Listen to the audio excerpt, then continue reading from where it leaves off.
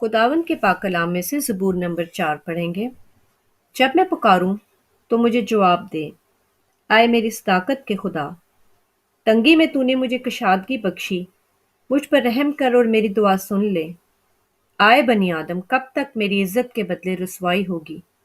तुम कब तक बतालत से मोहब्बत रखोगे और झूठ के दर पे रहोगे?